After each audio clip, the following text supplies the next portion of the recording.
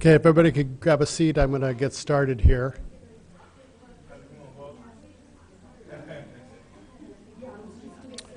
I'm Charlie Smythe, the Urbana City Clerk, and by default, the Cunningham Town Clerk. I'm going to call this meeting to order.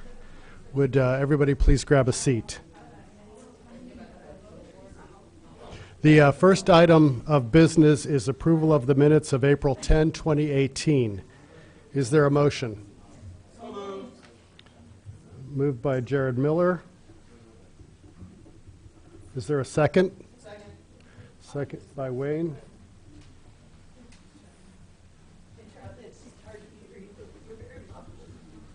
And are there any corrections to last year's minutes? There are copies on the back table. Seeing none, all those in favor? Aye. Opposed? Okay, the minutes are approved. The next item is election of moderator. The moderator will serve as the chair of the meeting and run the meeting according to usual Robert's rules. We have I've asked also that if anybody wants to speak during the public input session to please fill out a card. If we have 20 or more people, we're going to ask that you limit your time to speaking to 3 minutes or less. If they're less than 20, it'll be 5 minutes per person. And so the first item is, the next item is election of a moderator. Do we have a nomination for moderator? I nominate Tomas Delgado. Second. Okay, let's see. So Tomas.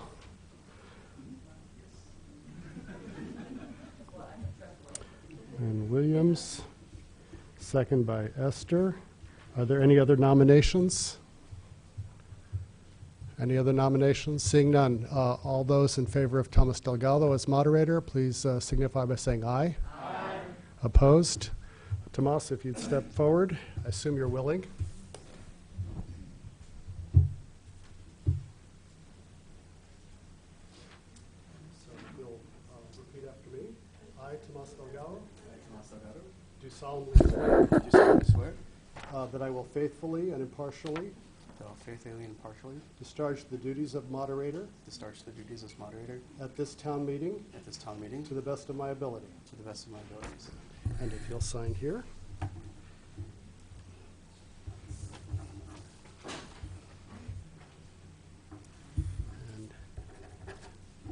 all yours. Do you have an agenda?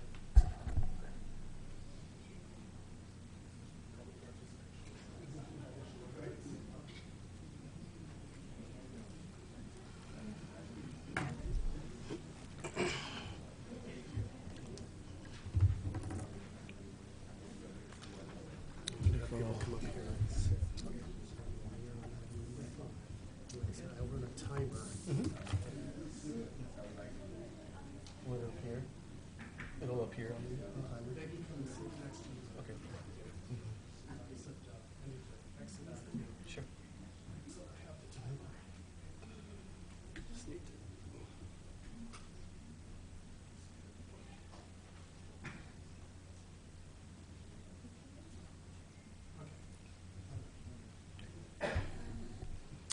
Hello all. So the next item on the agenda is public participation. So at this time, I'd like to ask for any public input, if there is any.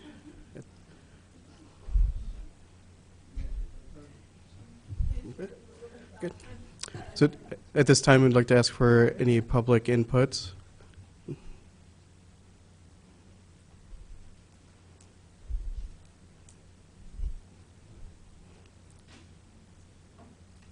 Okay. All right, so next item on the agenda is the annual financial statement of the supervisor and the long-term financial planning of the township. I've got a tail.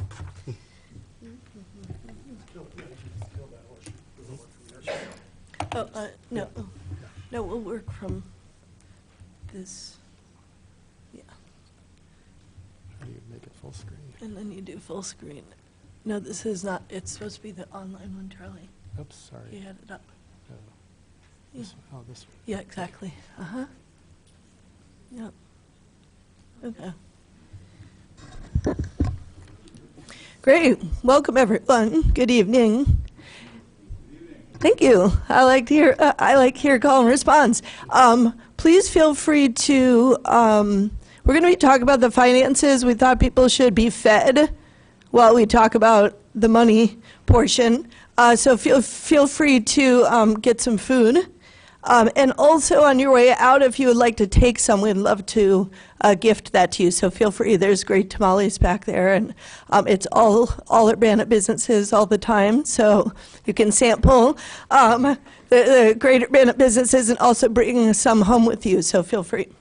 I just want to provide a little bit of context. So the annual town meeting is a meeting of the electorate. So basically everyone who's a resident of Urbana is a voter. There was that question. And essentially the voters elect a moderator. So although I'm your elected supervisor for Cunningham Township, for the purposes of this meeting, the town board, the mayor, the supervisor are equal to the electorate. And essentially this opportunity during the public input for you to give some input to the township. And then I'm going to give essentially an overview of our financials and some of our planning. And in doing so, I think it would be useful to talk generally about our programming and what it is that we do. When we're complete with this, there'll be an opportunity for some socializing afterwards. And during the presentation, I'll have the staff of our office stand so you can see them, and feel free to speak directly with any of the staff members. And you're also all welcome to come by our office anytime we're open. We're happy to hear feedback from you. So let's get started. First, many people ask me the question, what is Township exactly? Township is older than the Republic itself, is the kind of the first form of settler government here. Our township, Cunningham Township, was created, we actually used to be merged with the larger area, so we split off and were created as a township that just serves the city of Urbana in 1928. Our mission is equity, and we basically have two functions at this point, as other government agencies have taken on other of the responsibilities in the area. The first is that we provide the last safety net for the poorest of the poor in Urbana. So where there are no other services, we are required to fill that gap. And we work to do that. The second is we provide independent and fair property tax assessment, and the assessor, Wayne Williams, is here, and he will be presenting in the second portion of our financial report a little bit about the assessor's office and what's on deck. But first, I am the Cunningham Township Supervisor. My office is located at 205 West Green Street. We're located just across the street from the library. We have the colorful garden next to our space. And as you see in this slide, we have events throughout the summer in our garden. So we're just about, in fact, last weekend we planted about a quarter of our garden. And so we'll have some in the future. If you have something, you can direct it to Charlie or to the moderator. Okay, so I could jump in at this point and show you lots and lots of numbers and talk through the numbers. I probably would lose all of you within about 5 minutes, even with the delicious tamales. I actually think that what comes before the numbers is actually the reason why we have the numbers. So what is the need? What are the programs? And then we can get to some of the numbers. I also have a copy of our audit. Last year's audit is here, and it's available. I also have copies of our most recent financial update to our town board. There's a copy in the back, and I have some copies here. And that shows basically where we are at about 3/4 of the way through the year. So what I want to actually do is start with why we would spend money at all on Township. And that's because the supervisor office is really dedicated to addressing the roots of poverty. And the roots of poverty are threefold. This is, I'm a political science professional by trade, and this is from Michael Katz's The Deserving and Undeserving Poor, which is a great read, by the way.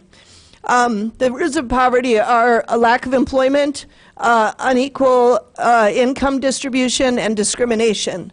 People oftentimes forget that third piece, but it's actually a really important reason, and it's one of the things that keeps people in positions of poverty. We're lucky to have a human relations office in the city of Urbana and a human rights officer here that helps to hear complaints of discrimination. In addition, our office monitors issues of discrimination. We also provide steps to employment, and we do some redistribution of income through our general assistance program. So I had presented this to the town board, but I just wanted to provide a few numbers around poverty, particularly if we exclude typical college ages from our numbers. So if we look at residents of Urbana ages 0 to 18 and 25 to 65, we are poorer than Champaign, Normal, Bloomington, and West Lafayette. And there's this grid that was produced by Alan, an intern in my office, that basically kind of highlights where we stand in relation to comparable communities. Of course, this isn't the entire story of Urbana, as we know the many people who live here. There's a lot to say about the robustness of our community and our community's response to poverty, but I think it's important for us to be honest and clear about what we're facing when it comes to poverty in our community. In particular, West Lafayette, as you can see, is actually a community that's poorer than our community there. All resident, West Lafayette is also a college town, and they have a 41% poverty rate. We have a 34% poverty rate. But despite this, we actually have poverty that is higher amongst for children 5 and under. So poverty oftentimes manifests as rent burden. So rent burden is defined as if you are paying more than a third of your income in rent, you're considered rent burden. That's a federal definition. If you're paying more than half of your income in rent, then you're severely rent burdened. And I provide these 4 different pictures to look at the United States, Champaign County, Urbana, and Champaign in terms of rent burden. The blue is essentially non-rent burdened, and the red is rent burdened. So nationally, it's about 50%. In the county, it's more, we're looking at numbers that are more like 64%, 64%. In Urbana, we're in the 60s, and then when you get to Champaign, it's actually very highly rent burdened in Champaign. This is startling when you drill into Champaign that they're at 71% of rent burdened. This is looking at renter households. So 71% of people who rent in Champaign essentially are paying more than a third of their income. So it's important for us to look at these comparables. Now, there's a really interesting project that was launched at Princeton recently called the Eviction Lab, and I encourage folks to look at that as quite a bit of data about different communities, the state, the county. And we also, our office is looking at eviction rates that we've FOIA'd directly from our county. But what we see essentially is an interesting eviction. This is eviction rate, not eviction filing rate. You can also see that online. So these are folks who actually go through the process and are evicted at the end of that process. So essentially what you see is that there is, the gray line is the United States. So we saw, especially around the 2008 kind of crisis around housing, we saw an increase in a balloon of evictions. The numbers continue to stay high nationally, but there is a gradual decrease. Now, red is the Urbana numbers. We had, and I'm curious to see what happened in 2008. There's an enormous spike. It appears that the eviction rates were quite high in around that year, the 2007, 2008. Now, that was the mortgage crisis, and that may have flowed into an eviction crisis. I'm not sure what the story is there. We see after that time period quite a precipitous drop. So what's interesting is that although we have significantly high poverty rates, we are lower than the national average in terms of eviction rates, and we're seeing a decrease in evictions. And there's lots of different things. I'll be meeting with the Landlord Association later this week, and I'd be interested in hearing from the local landlords. But I do believe that there's quite a large housing stock and a growing housing stock. And so we may see that there's less eviction rates as a result of this. Champaign is the blue line, and generally, with the exception of that spike around 2008, it follows Urbana, generally speaking, with a precipitous drop in about 2013, and then it bumps back up. What we're hoping, and we'll talk about our program, we actually, both cities have eviction prevention programs, and the county has also put that in place. So what we want to see is essentially this graph to go down over time, and that will help to show success of our program. Our program was started in 2017, and this is really data just up to 2016 at this point. So centralized intake for the homeless is a county-wide resource for people in crisis to call. Last year, we had an estimated 2,800 calls for centralized intake for the homeless. That does include rental assistance calls for the county, and they had 250 households assessed. All of the local agencies will say that they're seeing a spike in homelessness, and in particular, we had 2 winter shelters this year. The men's shelter is closed. It closed April 1st, and the women's shelter closed April 1st, and the men's shelter will be closing April 15th. And what they're essentially seeing is that the shelter occupancy rate in both shelters has gone up over the last few years. We are also seeing an increase in number of children who are homeless in Champaign County in the schools. So this number was at 555 2 years before this study. It's now at 650, and the schools are about to release their newer numbers. So we'll see if that trend continues to go up or not.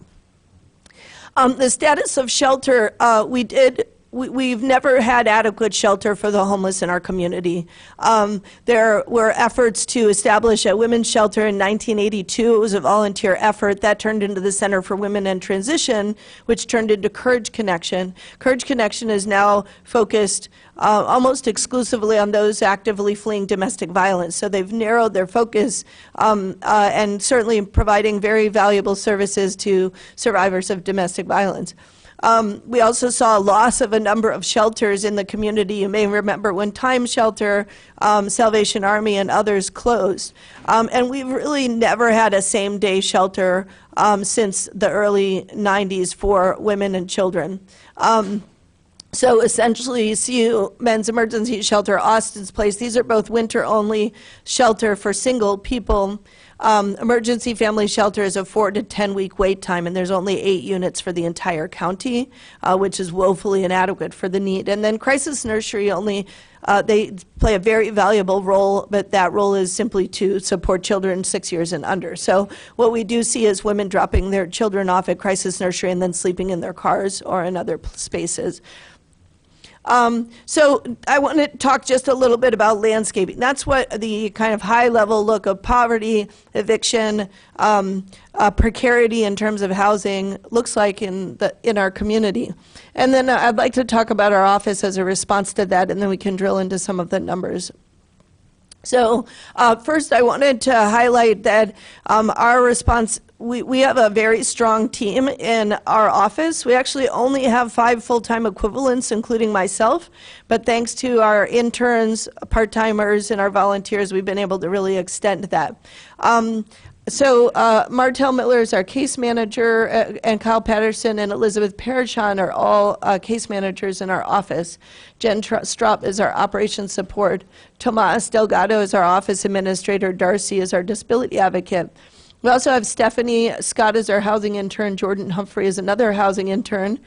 Caleb has just joined us as our disability advocate intern. He's a medical student. Hakeem, who's in the audience, is our administrative intern. Sage is our super volunteer about to turn intern. And Smita Nair is also a volunteer. Shea Robinson, who's in the audience, has just joined us as our events coordinator. Cope Compston has been our long time from the very first day of my office design volunteer. I am the supervisor, and I say you because we always welcome you to come and volunteer in our office, and you can give whatever amount of time you have. And we're about to launch our garden, so if you want to get your hands dirty and grow some food, please come talk to us because we could use some volunteers in the garden. I'd like to ask our staff to stand at this point. Staff, volunteers, and interns, everyone who's involved in our office, if you could please stand.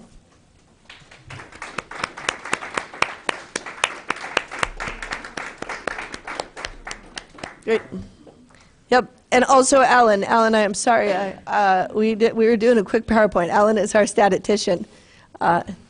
Okay, so talking a little bit about our programs. So Township, to respond to the needs, what we do is we essentially look at what needs are not currently being addressed. And we have our 3 signature programs: general assistance, homeless assistance, and social service grants. And I want to break that down in terms of the programs, the impact, and the numbers. So general assistance is a temporary support for residents who are disabled or out of work. So it's folks who are awaiting disability determinations, or folks who may have, for medical reasons, family reasons, just moved to town, layoffs, et cetera, may be out of work. We provide $265 per month plus a bus pass, annual bus pass for folks. And those who are able participate in our community work program, and we're proud to have 2 main hosts of that program, Salt and Light out on Philo Road and Champaign County Healthcare Consumers. We currently have 113 participants. Of that, 31 are homeless. And so far in our fiscal year starts July 1st, so we're essentially 3/4 of the way through our fiscal year.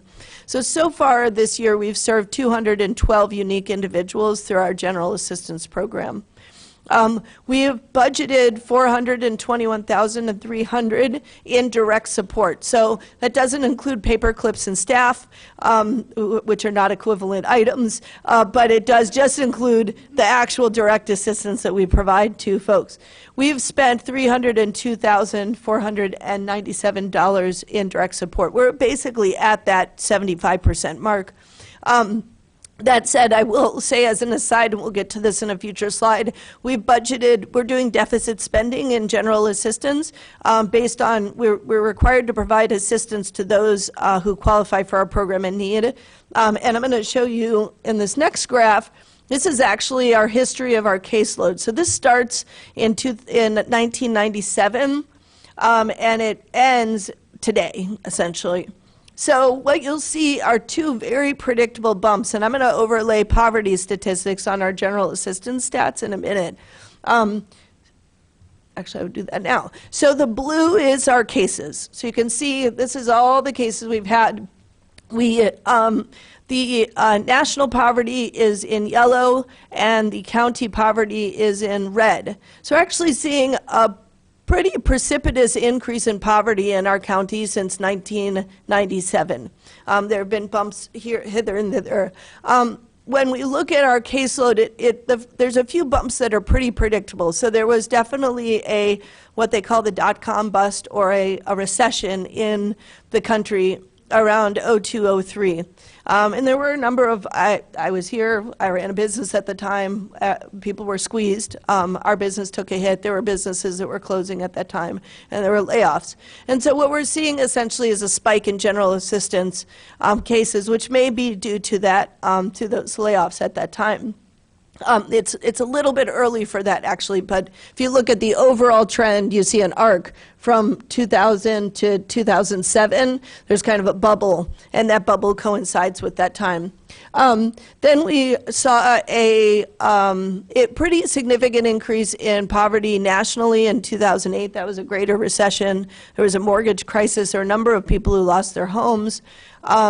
It affected communities disproportionately. So black and brown communities suffered significantly worse than white communities at that time. But overall, there was a lot of suffering. And so what we see is a precipitous increase in cases after 2008. And it may be due to that. Again, you know, these are we're trying to tell a story basically looking at graphs, but what we would assume is that numbers go up when we see recessions. So there's an interesting curve from 2013 to essentially 2017. There was pretty much one supervisor in position. I'm still trying to figure out the end of his tenure. Esther Pat probably knows the end of his tenure. And then when Carol Elliott came in. Do you remember when Carol Elliott came in? I was attempting to find this. Thank you. So, okay. So actually all of this first part is Carol Elliott up until 2013. Carol Elliott was the township supervisor. I was sort of served with much distinction, in my opinion.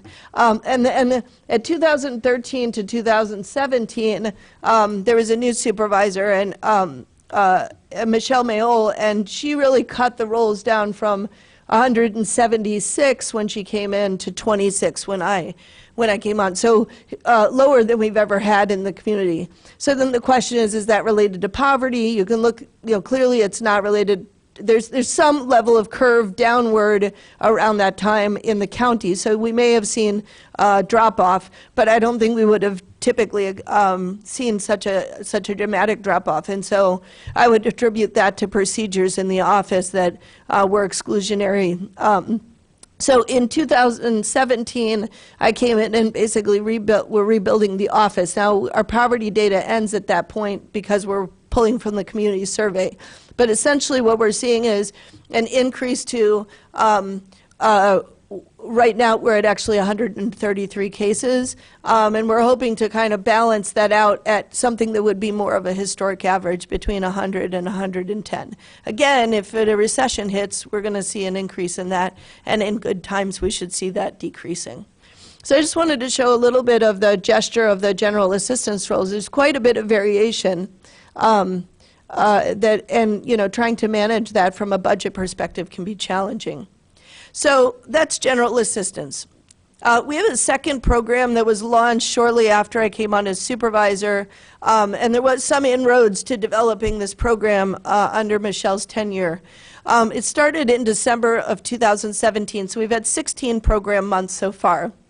Essentially, we have a rental assistant. We provide rental assistance to prevent eviction or move the homeless into housing. So it's specifically targeted for folks who are homeless or at risk of homelessness. If there are other options, they're required to look at those options first. And we certainly can help refer people. So we look at the past 30 days of income, and it must be at least twice that of rent. And that's one of the hard requirements in this. The only time at which we are flexible with that is when somebody is on a fixed income, such as Social Security disability payments. So you may know that for somebody who's receiving SSI and they're disabled, their payments are $771 a month. So to actually pay half of your income, essentially you'd need to find a place that's $370 a month. Please raise your hand if you've found a place in town where you can live independently for $370 a month, and you can take all the food in the back home with you. No, we don't have any place in town like that. The most affordable spaces are boarding houses at about $425, $450. And typically somebody would be paying closer to between $600 and $1,000. $600 would mean that you kind of hit jackpot for apartments in our community. $1,000 probably means you need to renegotiate a little bit on your rent for a two-bedroom. So essentially, we pay out $600 maximum. The resident must pay the difference first. So oftentimes there may be a past due bill of $1,000 and they would need to find $400. They do have income usually that comes from their income, and then we would pay the difference. And this is a program you can access only once in 2 years. We're in the process of actually merging to have a single program between Champaign, Urbana, and the county, so that there's no wrong door and any county resident can come in any of the spaces. So hopefully with the new fiscal year, we're looking to make it even easier to access those funds.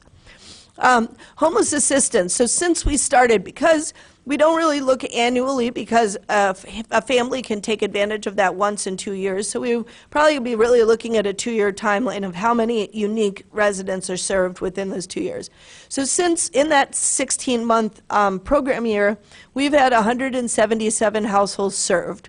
And so we have had 3 programs. One is discontinued. The first was eviction prevention, where 44 households were served with eviction prevention. We helped to pay off their bill. The second was with rental assistance. We had 42 households so far that we've helped to move into housing who were essentially homeless or moving house to house or had doubled up in unsafe conditions with no other place to go. We did have a hotel assistance program, which we've discontinued because we would like to, we've moved that money towards our intentions to support emergency shelter for families. We feel that that's a better use of funds. So we did serve 62 households in that time frame, and that was about 9 months of time where we served that. Of that, we've served 386 people. That includes 199 children. So 199 kids served in those 177 households. What we do is, I don't know if anyone has gone to eviction court. I certainly don't recommend it to anyone. But if you are served papers and you go to court, there are court costs, and there are also attorney's costs. Those court and attorney's costs, the court costs and attorney's costs fall to the tenant, but if the tenant can't pay, the landlord is responsible for a portion of those costs. So essentially, $66,000 to date are saved in court costs and attorney's fees, much of this borne by landlords. So we are a direct benefit to the landlords and to those who are paying into the system who may have multiple units. It was certainly a relief to those who are able to stay in their housing and the children who are able to stay in stable homes and continue to be in school. We budgeted $60,000. That was an estimated cost. This was our first full program year budgeted, and our town board authorized the $60,000. We've actually spent $73,860. So we are over budget. We are on budget for general assistance, over budget for homeless assistance. That is consistent with what we're seeing in City of Champaign as well. So what we're about to go into our new budget year, and we'll be looking at it, doing an increase to our homeless assistance budget, and also tweaking some of the parameters to make sure that we're really focusing the dollars on the families that need it most. So our last program is this called the Consolidated Social Service Fund. It's social service grants to agencies in town that serve low-income residents. These are nonprofits or charitable institutions. It's a strong and long-term partnership we've had with the city of Urbana. Last year, the year we're in, we granted $250,000 in total, $175,000 from the township and $75,000 from the city of Urbana. And we have 21 agencies receiving support currently. For the next year, our social service grants were just due yesterday, and so I don't know how many agencies have applied, but I know over 100 came to our workshop, so we're anticipating reading through a number of applications in the coming weeks. We also have several other programs. We do advocacy, so if somebody has a need and they live in Urbana and they want to come and walk in the front door, we welcome you to come in and ask questions. We always answer the phone. We're always happy to assist. In the winter, that means we do coats, mittens, and gloves, thanks to the residents of Champaign County who donate generously. Sometimes people come in, we do have healthy snacks, so people will have a snack or cool water, or they'll need some direction to where the bus stop is, or need to access any of the services in the community. So we partner with every social service agency in the community, and we will help refer them and get them where they need to go. We also have a program. We were awarded a technical assistance grant to help all area agencies in Champaign County help the homeless access disability payments. So we call that our SOAR program. It's actually a national program, and we are leading the process of training case managers. So we now have 8 case managers in the community trained. We hope to get that up to a dozen, representing about 8 agencies across the community. And that process helps to speed the disability payments. Twice the success rate in half the time is what the process promises, and we've seen that in other communities work well. We convene a shelter design team. We're looking to build same-day shelter for women with children. By building, I mean finding a location and an operator and developing a model to solve that endemic and long-standing problem in our community. And we welcome participation in that. We have pretty much all the agencies that work with the homeless at the table. And then we have a robust internship and volunteer program. We recently signed an affiliation agreement with the U of I, and we partner with the School of Social Work, and we'll have full-time interns starting spring of 2020. Right now we have part-time interns and volunteers, and we welcome high school age students and up to in that process. One of our favorite programs is the Township Garden, Greens on Green. And so last year we held a number of events, voter registration drives, a wellness fair where many people received acupuncture for the first time and massage. We had a barbecue cookout. We had a Speak Cafe in partnership with the City of Urbana and the Public Arts Program. We've had over 250 folks at our first program and 150 at our second. So we've had a lot of folks, and we give away all of the produce that we grow. So we grow produce and we distribute that. Our starts last year came from Sola Gracia, so we're grateful to Sola Gracia and also Blue Moon Farm for helping us get off the ground. So let's talk a little bit more, dig a little bit more into the numbers. I just have a few more slides here. Our tax income, so the money that the taxpayers of Urbana pay, is about $1.14 million in our levy. That comes to $27 per person per year, so about $2 per person per month. You probably lose that much in change out of your pocket. We certainly appreciate that coming to the township to support the programs. It also comes to about $6 per month per household on average. So we are one of the smallest parts of the bill. People oftentimes don't notice us, but we certainly have a large impact in providing that non-duplicated safety net for the poorest of the poor. And that includes funding both for the assessor's office and the supervisor's office. We have $1.23 million total in income. We have a couple of other sources of income that are significant. We do get Social Security reimbursement, so we support people while they're trying to get on Social Security, and then we actually, once they get on Social Security, we receive a reimbursement for that general assistance, and we're able to recycle that money back into the community and support other folks. We also receive interest on our bank accounts, and that, with some restructuring, has become significant. And we launched an angel donor program this year, and we actually have raised $2,000 to our goal of $5,000 in angel funds. So angel funds go, we bought a pair of steel-toed boots for someone who was starting work the next day and could not go to work without steel-toed boots. We made sure that she had them. We also had someone who had a size 18 boot and literally was walking on holes in his boots, and so we were able to prospect boots for him. We have helped people in small ways, such as bus fare out of the community to reunite with family members, things that don't really fall within our programs per se, but they're residents of Urbana, they're in need, and our angel donors have stepped forward to support them. So we really appreciate that. So I'll end with just some of the financial issues, and generally speaking, there's a lot of data that we've gathered, and we're going to take this data into the town board conversation. We're about to, next month we'll start our budget conversations, and so we'll be looking at how much we've spent in general assistance, where we are in terms of our budget, and we meet on the first Monday of every month at 7 o'clock. So if you want to drill even deeper into the budget going forward, our first conversation about that will be this next month with our town board. And then we hope to have that finalized by June, and our fiscal year starts in July. So there's a couple of things that I think are of note as we look at long-term financial planning, and we certainly welcome the input of all of our residents in the budget process.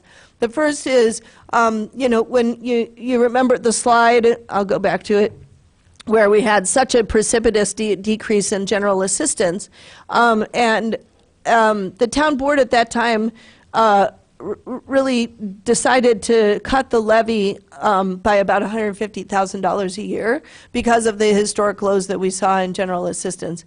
Unfortunately, I wish actually those historic lows had stayed in place. I wish that it was the case that only 26 residents of Urbana needed that assistance because we would be doing well. Unfortunately, once we were able to kind of realign the program with the law and with the Township officials of Illinois rule book, we saw an increase closer to the historic averages that we've seen. As a result, we're now in a situation where our general assistance is greater than our general assistance levy. And what I mean by that is excluding staff and paper clips and paper and all of that, just looking at the money that we pay out to residents is actually greater than the entire levy for general assistance. That is a problem that we will need to solve. Unfortunately, we are under tax caps, so that limits our allowable increase, pretty much the cost of inflation plus looking at new properties that were put on the rolls.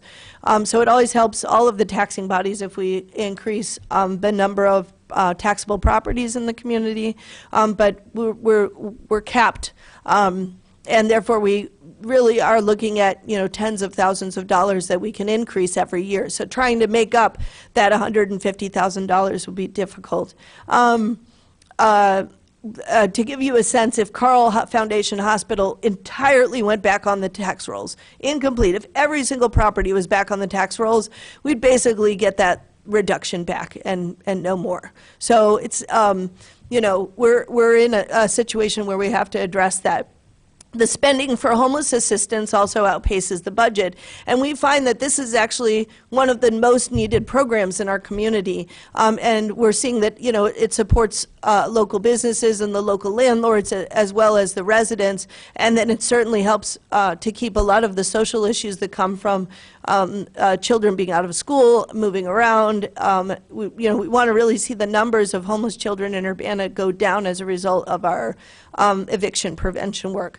So that program is really, we would argue is very important, but making sure there's space for it in the budget going forward will be a challenge. We spend $175,000 in social service funding, and we are at about 1.39 million. So essentially, we're spending over 10% of our budget in total overall budget and social service funding, and I think long-term that isn't a sustainable solution. So we're going to have to look at, how do we either make better use of those dollars so that we can back off on township staff and programs, and those social service agencies basically provide those programs that we're not able to, but need to, or we look at a fee-for-service program, making sure that those dollars go directly to serving Urbana residents per capita, per service person, or we look at, how can we increase essentially our levy to support social service funding. The good news in all of this, because it sounds like a downer, but the good news essentially is that because we had savings during those years when the township levy was dropped, but the general assistance rolls dropped even more precipitously, right now we have some space. So we have, 3 to 4 years of time to really plan for the future, step up our levy, talk with the people of Urbana, look at what our options are. We've certainly done a lot in our office to cut expenses, so we're continuously looking. In fact, we're about to have an energy audit because our energy costs are about 50% more than what we would expect them to be, so we'll cut back on that piece. We've dropped contracts that we didn't need. We're cleaning the building less than we were cleaning it before. We pulled back on pest control to what is necessary. So we're looking at all of those pieces and hoping that with savings in our expenses, we can allocate more dollars to direct benefit. But looking forward, these are kind of our primary challenges. So with that, I will stop, and I'm happy to take any questions. I'd be, happy to answer any questions that you have about the supervisor's office. And then Wayne is going to give a short presentation, much shorter than mine, on the assessor. Any questions in the office? Yeah.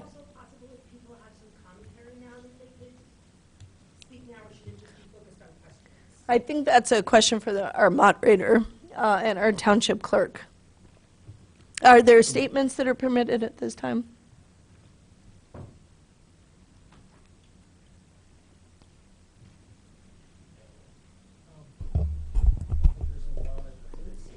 Yeah.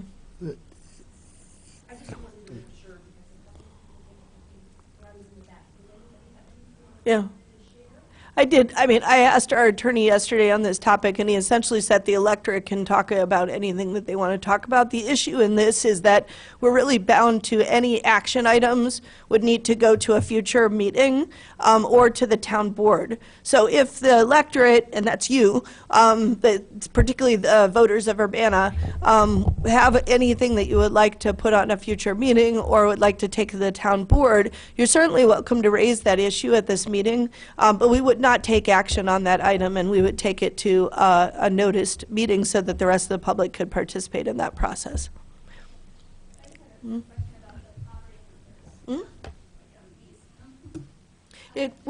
Would you mind, if you wouldn't mind, actually we could pull up a C, would you mind just being on microphone, because we are being recorded, so we'll just make a space. And Charlie will grab it. Yeah, thanks, Charlie. Great, so if you just want to really speak short in. questions. Yeah, that's fine. You have to speak close to this microphone, too. Okay, I just had a quick question And about if the you could poverty. give your name for the record, please. Emily Rodriguez. Thanks, Um, Emily. Yeah, man. Closer? Okay, this is We're going to make it difficult for you. it's really, really simple. Just a question about the poverty numbers for Champaign County. Does that include University of Illinois? Because we were so high above the national average. Yeah, so what we did is I actually took the slide out that looks at the whole community, and I'll go back to that number. What I did is, although there are students who are over the age of 25, certainly, most students are between the ages of 18 and 25. There is nationally an issue of student poverty and students especially needing access to food and support, and there's also students who are under a huge amount of debt with their loans. So I want to just state that students can be poor, and we're seeing issues of poverty amongst the student population. So I'm going to put that aside for the moment and say, if we exclude the population between 18 and 25, the numbers I showed actually are looking, you can see the poverty rate for 18 to 25 is 75%. If we take that out and we're just looking at children, babies, we're at 26%. Whereas the national average is 23, Champaign's 19, CU is 20, et cetera. So we're still higher than our peers and the nation. With the exception of West Lafayette. Actually, West Lafayette is also. And then if we look at under 18, same thing. And then if we look over 25, in that 25 to 65, we're also seeing high rates of poverty. So the argument that we're making here essentially is that outside of standard college-age residents, we're also seeing significant poverty in Urbana. Okay. Does that answer your question? Yes, it does. Sure. Thank you. Thanks, Emily. Susan, go ahead, actually. You're moderating. I'll stop moderating. Go ahead. Step forward, Susan.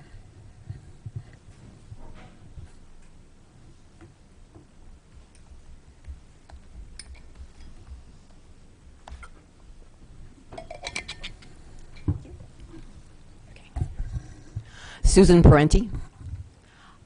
This also concerns the numbers of poverty. I think the sense in Urbana is that we are not a poor community. There's a sense that it's a progressive community. So I'm wondering, if you don't mind, given that you've found these statistics and you're checking this data, what does that lead next into, how do we address that fact of needing to reconsider our position that we are not the shining light of farmers markets and Cranard Center for the Blue and everything? Does that mean food prices, we should talk to Myers and Schnucks and food prices should come down, or rents, or the cost of the Park District's programs, or what implications does this lead you to? Yeah, so I can answer that question. I also feel like that's a question for the electorate and the people of Urbana, because ultimately we have to make some decisions. So in the AA community, first you have to admit you have a problem, right? That's step one. So in some ways I would say we're on step one. And I think part of the reason is because we live in a country of significant divides. This is, and these are becoming even more clear and exacerbated every day by the current administration on the national level. So I think that for a long time, we've had a story about ourselves, Right. which has aspects of truthfulness and also things that are being hidden by that story. And they're true for some people and not others. So I think that the same thing happens in Urbana. What we have essentially is a profession, we're a company town. The University of Illinois, and to some degree the hospitals, are the big companies. And so we have a professional class that enjoys the benefits of being in the professional class. And then we have a donut hole. So there's kind of professional class, well-paid, able to, the cost of living is low here, relatively speaking. And then we have the service class. The service class, it basically serves the professional class. And we don't have a strong union or living wage class. So folks who've grown up here, and there are many, they grow up, they get their first job at McDonald's or wherever they go, and, then they kind of hit a ceiling, and then they may jump if they get into the university, a university job, they might be jumping up. But there's really a donut, and that's a piece that we need to address, is that we need job development for that middle piece. We need to have unions that are accessible to all people, including people of color, which is a major problem in our community. And we need to have stronger job development. The other piece, I would say there's actually a third class when I give this lecture. There's the professional class, there's the service class, and then there is the excluded underclass. So there's folks who cannot get into the job market. That's a lot of the folks that we work with. It includes a lot of youth of color coming out of high school, includes a lot of folks who, because there's so many people with degrees who have some of the service class jobs, it's actually very difficult for somebody with no degree or who hasn't finished high school to have any kind of job at all other than a precarious job, like a summer seasonal job or something. So I think that's part of the roots of the problem of what we're facing as a community. So first, admit we have a problem. Second, let's look at the specific roots in our community that might be attending to this. And then third, what are the what's the economic development that needs to happen? That would be the EDC and the cities and the others. What is the social services that are needed to support that? And how can we have really good data on and then meet the needs of the people in those communities? And then also the housing issue. So the number one thing that people pay for is housing, right? And so we saw with food stamps, it's certainly not the case that we've eliminated hunger. In fact, our participants come at the end of the month regularly, and we have to call Empty Tomb and do food referrals and have people supported through the church community. But the food stamp program is really amazing in that it provides food to people in need, right? And then we had to fight for a long time to have an expansion of healthcare. It's not perfect, and there are a lot of problems with it, but what we saw is the township, half of our payments used to be for medical. 0 of our payments are now for medical. That's 2004, when we had the ACA. The expansion of Medicaid in our community has just been amazing.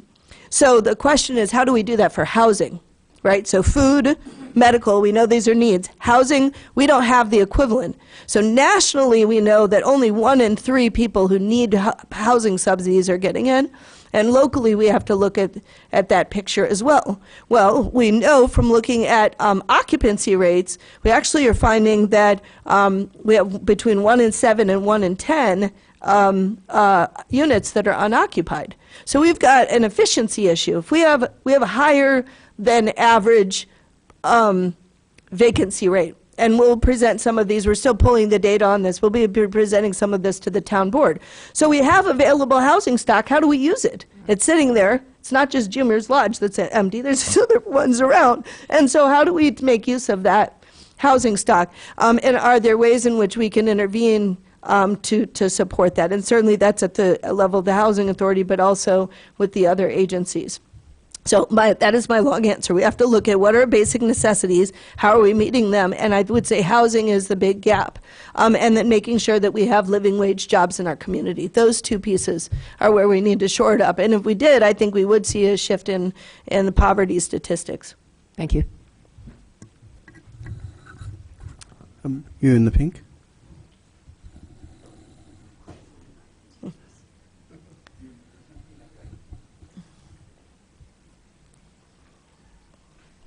Thank you. My name is Esther Pat, and I'd like to encourage people to. I'd like to reframe all this because it just absolutely kills me. I watched it on television when you first presented this. That how many people here? Raise your hand if you think it would be good if we had no poor people in Urbana. Right? Oh yeah, you think that? Well, would you be proud? Would you be proud when the poverty, more than 1 out of 5 children in America is poor? Would you be proud if none of them lived in our city? A high poverty, you would? Okay, I wouldn't be. I'd be disgusted, and I wouldn't want to live here. Yeah. We want to Well, no, eliminate you wish the poverty. poor weren't poor, but the poor are there. So, and that's what I don't like about this whole business of comparing. Oh, Urbana is worse than West Lafayette. Well, West Lafayette obviously provides fewer homes for poor people. And I'm not saying that's good that we have a high poverty rate. It's just the real point is that 1 out of 4 kids in Urbana has income below the poverty level, and so that's a challenge to us with whatever wealth we do have to address them. But reducing if the goal should not be reducing the number of poor in Urbana, the goal should be lifting the poor in Urbana out of poverty. And that just real important to see it that way. I also just want to mention I've been working in I've been a rental housing professional for over 40 years, and the number of people who need subsidies and the number who get them, I don't know where you saw that 1 out of 3 figure, but it's fewer than 1 out of 5 people who need. There are 5 times as many people with incomes below the poverty level as the total number of housing subsidies available nationwide and in our community. And in our community, as you know, like all this, there was just a headline about the city of Urbana, affordable housing. We always see the Champaign, Urbana. The affordable housing is for households with incomes over $30,000 a year. There is 0 affordable housing developed ever that doesn't have a subsidy from HUD. So all those tax credit places like Crystal View Townhomes, $675 a month for a 2-bedroom. If you do the business about 1/3 of the income, et cetera, you have to make $31,500 to afford a 2-bedroom at Crystal View Townhomes. And most people who are low income, who are really low income, like income below the poverty level, who live in all the tax credit places, if not all of them, have a voucher from the housing authority. So the key to doing something about all these empty apartments and all these people who need housing is rent subsidy. That's really what we need, and the township obviously can't afford to do it all, and even the housing authority can't. But just our goal, just make sure we need to be focused on. I know the people looking who's here, you know this, but when we talk about this, our goal is not to get the poor people out of Urbana. The goal is for poor people, regardless of where they live, to lift people out of poverty, which means higher income and rent subsidies. Thank you. Thank you, Esther. First row here.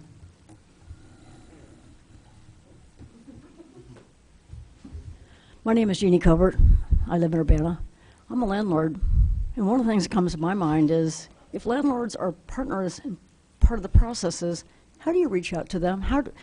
Do you know I'm out here? Don't you think it might be, in my mind, it might be a good idea to reach out to the landlords to see, what are you doing? Do you have something that maybe you can help us with? So I'm speaking with the Landlord Association this week or next. And I'll be speaking with several of the agencies that provide rental assistance. And we're doing that because we're ready to do more outreach around our rental assistance program. And we want our landlords to know that that is something that they can refer folks to. Because it's cheaper for them and for the residents, and it reduces the human misery involved in eviction if qualifying residents, low-income residents, are referred to the townships rather than brought to court. Because landlords won't recoup those costs, and it's between $1,000 and $1,500 to take somebody to court, and and then there's the staffing costs of having somebody show up and evict. So we are absolutely doing outreach to landlords. We're doing it through that association, and then we regularly work with landlords in the community. The tenant union puts out a low-cost housing list every month. Thank you, Esther.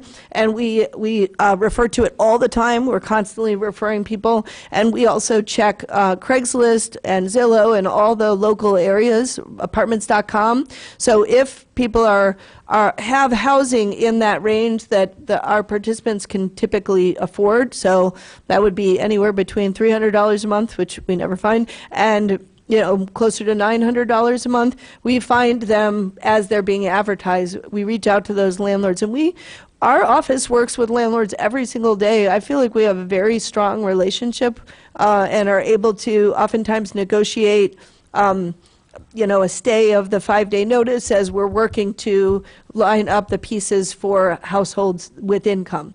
Now, obviously, the household has to have the sufficient income to maintain, but it helps everyone all around if we're able to do that. So that's how we're currently reaching out to landlords, and we're always happy to talk to any landlords in the community. Feel free to stop by our office and take my card in the back. We can talk. I guess my point is I wonder how many landlords are out there that really don't understand the need and how they can be part of the solution. My point. Yeah. Yeah, and so we're going to start that education process, and we'll mostly talk about the rental assistance programs at this meeting in the next week, but I'm working with the Housing Authority. I serve on the board there, and working with the executive director to create a housing summit.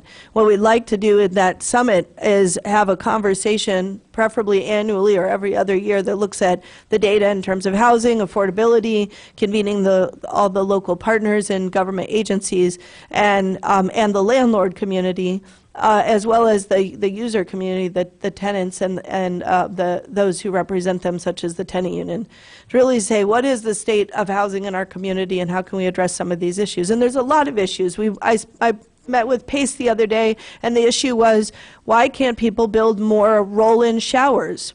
I'm a landlord, and I was in the process of renovating a bathroom, and I thought, okay, how do I make this bathroom more accessible to people? Folks need to know there's a big demand for single units where, a single person can live, to accessible units, to visitable units.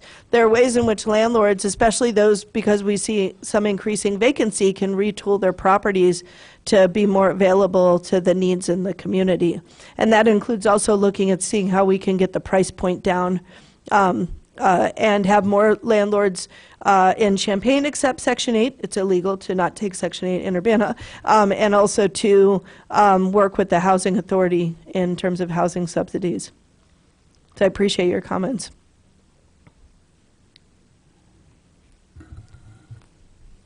Is there any additional public comment at this point? There's two hands, I think. You can do a Sage.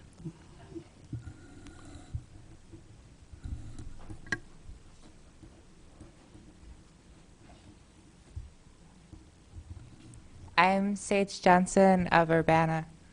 I reside at 107 West California. I think that's all you have to say, right? Okay, so I was really interested in the graph because I noticed that the data is very similar to the inflation patterns in the United States. And I'm wondering how we as an agency can fight inflation of costs for basic needs. Mm-hmm. Are you talking about the general assistance graph or the eviction graph? The number of people who apply. Okay, yeah. I'll just go to that graph so that people can see. So these are the cases that are actually approved for general assistance since 1996. And essentially, the big issue is that wages have to keep up with inflation, and they haven't. And so a lot of the pinch point is that we see housing costs and food costs and gas costs go up, but we see wages stay stagnant or over time. So really, probably there's certain things you can do on the local level. There was the passage of a $15 an hour minimum wage over a fairly long time frame, so I don't think people will see the benefit of that immediately. But continuing to look at how can we basically have wages keep up with inflation and make sure that there's a floor on those would be the biggest issue. I think there are other ways, and there's certainly folks in the audience who work with food.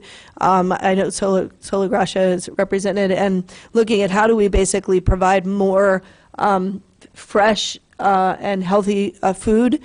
So there are groups in town like Sola Gracia that provide, basically do pay what you can food services and also provide food to the public health district in some of the areas. So trying to make sure that some of the basic needs are met are important. And it also includes groups like Schnucks. Schnucks, you can get free basic, you can get penicillin and some basic antibiotics for free at Schnucks. So that, that's one of the things that the businesses in town and the nonprofits can do to try to reduce costs around areas where there's great need. But ultimately, I think it will come down to making sure that wages are keeping up with some of those costs, and they haven't, and that's part of the poverty issue that we're facing. Okay, thank you. And, Alan?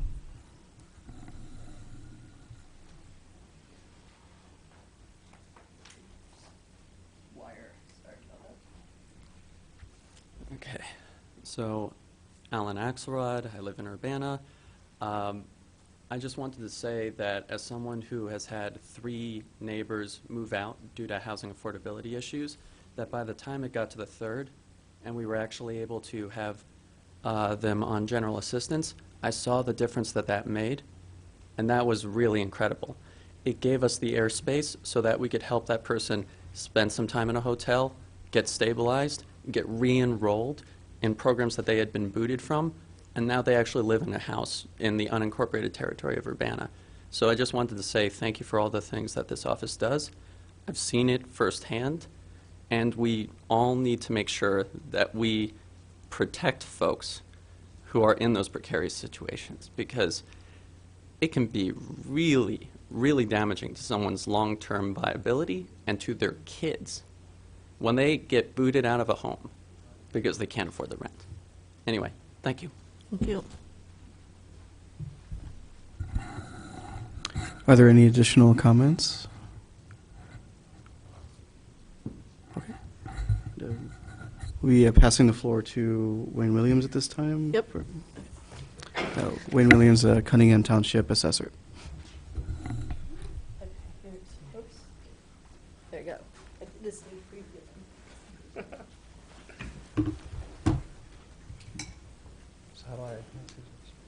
So hi everybody, I'm Wayne Williams. I'm the Cunningham Township Assessor. First and foremost, what our office does is value property fairly and accurately. So usually when I tell people that I'm the assessor, I get one of 2 reactions, right? First is a "oh" and a scowl.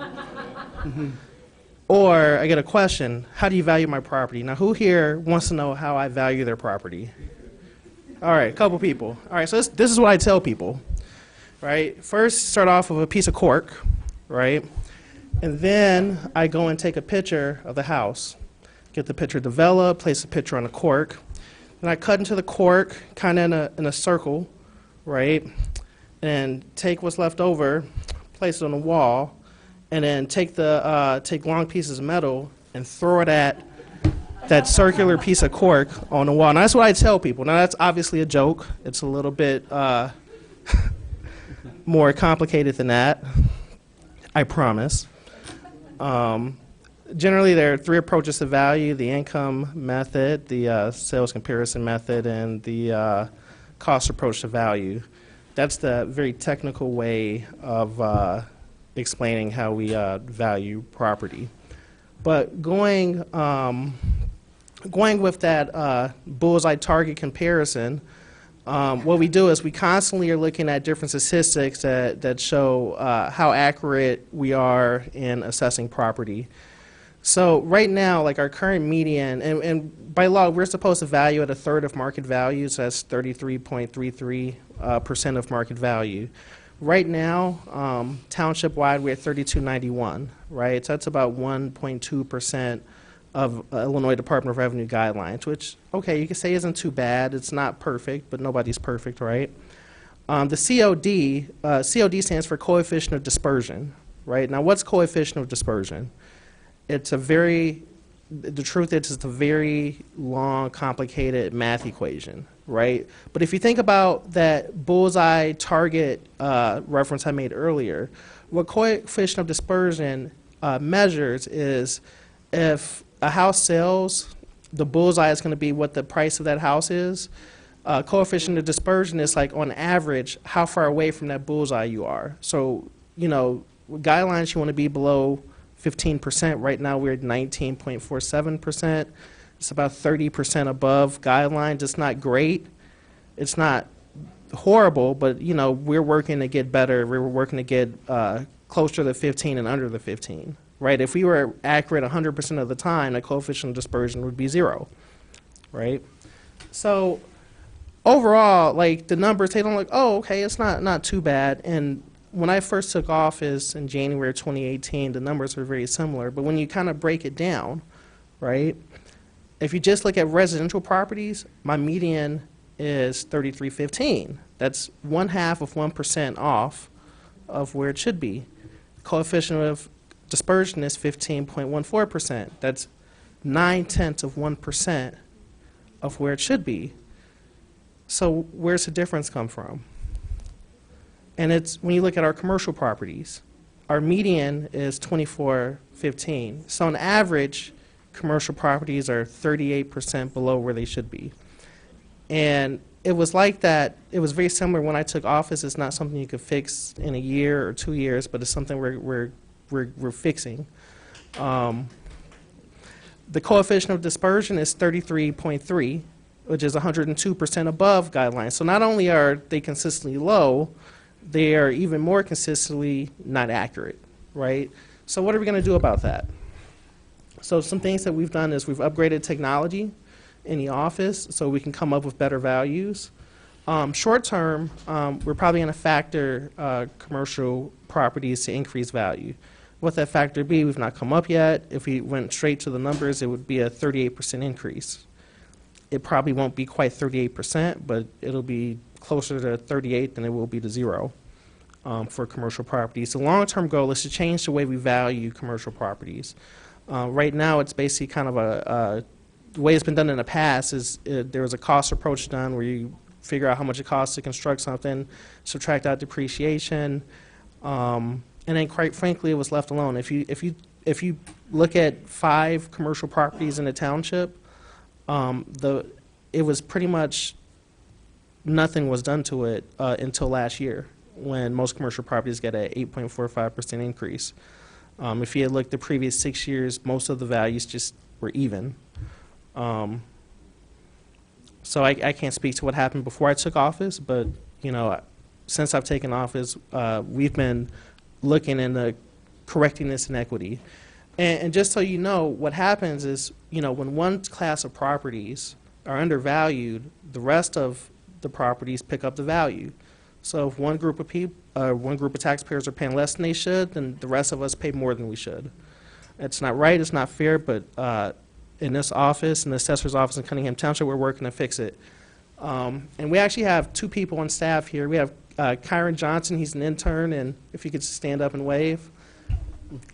And then Tanmay, and Kyron is a student at the U of I majoring in urban planning. And he works part-time in our office. And we have Tanmay Rajput. He works full-time as a deputy assessor / statistician. He has a master's degree in financial engineering, and he can explain what that is way better than I can. And that's it for my part of the presentation. Does anyone have any questions?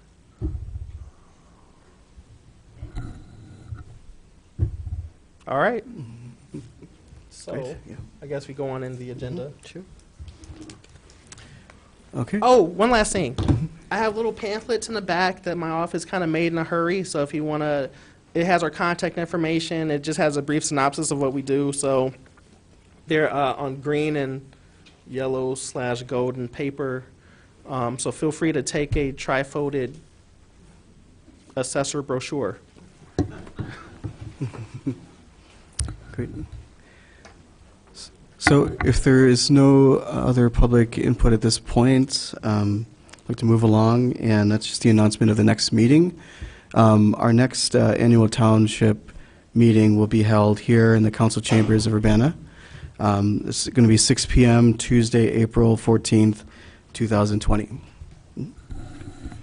Just speaking to that, the law simply requires that the earliest time is 6 p.m. For example, Champaign is having their town board meeting, their annual meeting at 7 p.m. PM. So if that's a preferred time, it could be set to 7 PM, and what is appropriate right now is a motion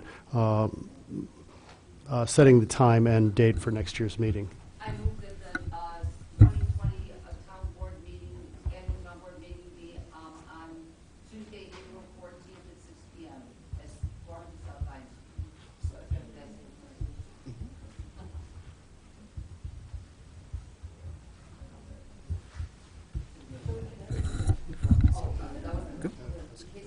Sure. Okay. And is there any further public comment at this time? Okay. So. Okay. So are we all in favor to adjourn? We need Oh, motion to. Move to approve this timing. Yes. Okay. Vote on the motion. Oh, are we all adjourning to vote on the motion of the time and place of the next meeting? Are you calling the vote on that? Mm-hmm. Mm-hmm. Mm-hmm. Any opposed? Okay. Okay. Excellent. Thank you so much.